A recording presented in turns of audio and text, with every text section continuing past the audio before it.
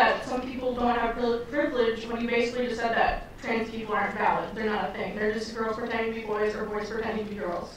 Okay. Like, okay. Oh, someone's excited. Okay. Biological, but gender is a completely different thing. No, gender is not disconnected from sex. So. It's not completely disconnected, but it's still a cultural thing. It's still from society. It's okay. No, it is not in the mind. Okay, you're not a man if you think you're a man. And I didn't say pretending, or if I did, I shouldn't have said pretending. Let me amend. You said playing. Okay, I said a boy who thinks he's a girl. That's the usual phraseology I use. Not playing. I usually say a boy who thinks he's a girl or a girl who thinks he's a boy, which is technically what we're talking about here. As far as the actual psychological issues at play, it used to be called gender dysphoria or gender identity disorder. Now they call it gender dysphoria. The idea that sex or gender are malleable is not true. Okay, and I'm not denying your humanity if you're a transgender person. I am saying that you are not the sex to which you claim to be. You're still a human being, and you're a human being with an issue that I wish you Godspeed in dealing with in whatever way you see fit. But if you are going to dictate to me that I'm supposed to pretend that men are women and women are men, no. My answer is no. I'm not going to modify basic biology because it threatens your subjective sense of what you are. Okay, but you're still saying these kids should not be accepted because they don't really fit in either place? They can't just I'm saying that the Boy Scouts have a standard. You must be a biological boy to be a Boy Scout. You have to be a boy to be a Boy Scout. Where's that written though? Okay. In the name Boy Scouts. Because this is a very because for all of human history, boy meant boy and girl meant girl. Boy did not mean girl. And if I call you a moose, are you suddenly a moose? Okay, if I redefine our terms. No, yes, that's right. Men and women are a completely different thing. This is true. Have you ever met a man or a woman? They're completely different. It's a completely different thing. You can't just say you're a cat. It's not a thing. It's genders. It's not saying you're. Okay, why is that? I don't understand. Why? Okay, let me ask you this. Okay, I won't ask you how old. I will ask you how old you are. Okay, because you're young enough that it's probably not insulting to ask you. So. I'm 22, so I'm probably young and naive, right? No. Why aren't you 60? Why aren't you 60? Because it. And why can't you identify as 60? What is the problem with you identifying as 60? It's not the same as gender. You can't just. You're right. Age is significantly less important than gender. You can't magically change your gender. You can't magically change your sex. You can't magically change your age.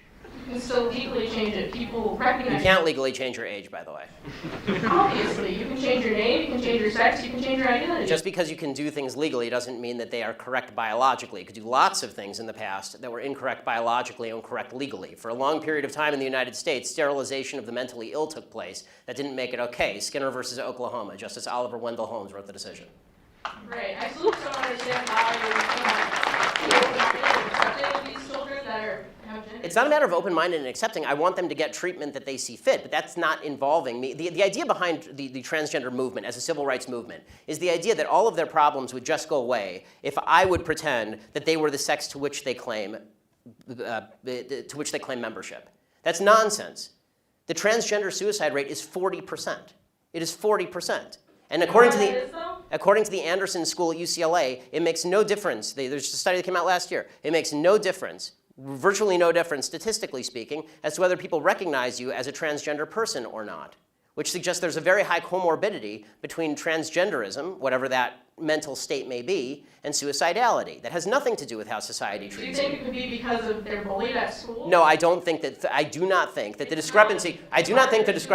First of all, I'm against bullying of any sort. Okay, the idea that somebody would beat somebody up is terrible. Okay, as somebody who's viciously bullied in high school, I'm not a fan of bullying. But the idea that the normal suicide rate across the United States is 4%. The suicide rate in the transgender community is 40%.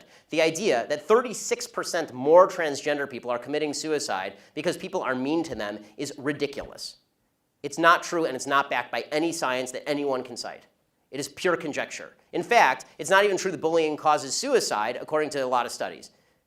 For example, in the black community, where the idea is supposedly that America is a racist society, blacks are bullied a lot. Okay, in the black community has significantly lower suicide rates than in the white community. In fact, in third world countries, the suicide rate is significantly lower than in first world countries. Suicide actually seems to be a privilege of the upper classes if you actually look at it from a financial perspective. So the idea that suicidality is directly a result of people like me saying, no, men are not women and women are not men, it's not true. It's also... So you think it doesn't impact their identity at all, or their depression, or how they feel about themselves? I think the idea that you're going to sacrifice the entire society's proper definition of sex because you think that there is in legal terms, somebody with an eggshell skull, meaning that somebody who has a pre-existing condition that makes them more susceptible to criticism, that is not a way to run a society. You can't sacrifice truth because some people are going to actually suffer because of the truth. Plus, there's no evidence whatsoever that the suicide rate would go down in the transgender community in any marked way if people just started pretending that men were women and women were men. We're trying that experiment now. We'll find out whether it works. So far, no evidence. Have you talked to a group of trans people at all instead of this group of like white people? I'm more than happy to talk to a group of any people who will have me, but usually they protest me.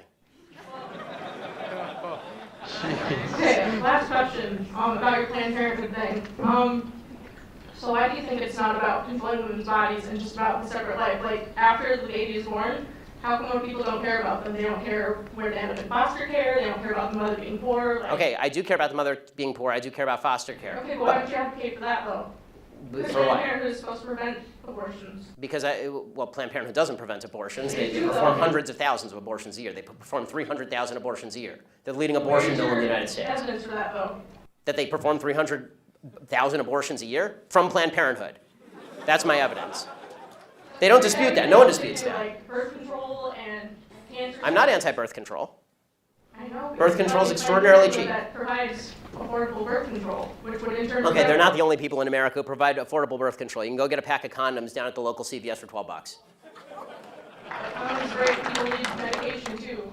Yes, and it's true that most forms of birth control are also extraordinarily cheap on an annualized basis. Unless you have a severe problem, most birth control is very cheap and readily available. And I'm not against people going and getting that from Planned Parenthood. As you may have noticed, I'm mostly against abortion. If you want to go to Planned Parenthood and get a contraceptive, go for it. I don't care. I do care when you start killing babies. This is a problem for me. But what about in rape and incest situations? Okay, so this is so here's the question. It's different, yes. I mean, this is a long conversation, and I'm enjoying it actually, which is why I'm allowing you to stay. But the question of rape and incest. First of all, important to note, rape and incest are not only a vast minority of abortion cases, they're an extraordinarily low percentage of abortion cases. So if we can first stipulate that all the other abortions are bad, then we can talk about that other one. Can we do that?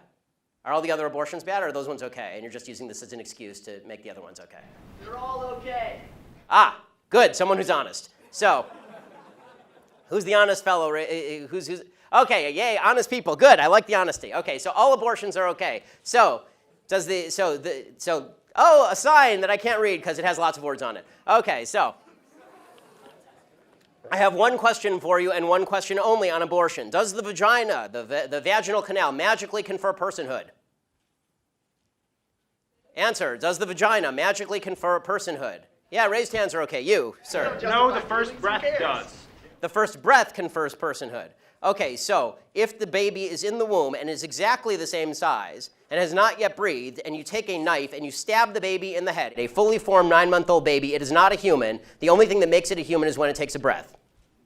It has to independently breathe. I mean, I'm going to be honest. I'm going to stick to it, yeah, because I'm also pro-capital punishment and pro-selective suicide. So I'm going to stick with it.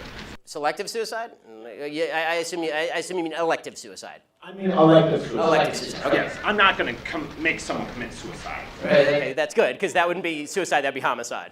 That, by the way, I'm for capital punishment too, because people who kill people should be killed, but babies who have not killed people should not. And this is my basic position on abortion. So let me but I'll get your answer because you're the one who asked the question. Are you willing to stipulate that all the other abortions are bad, just rape and incest bother you?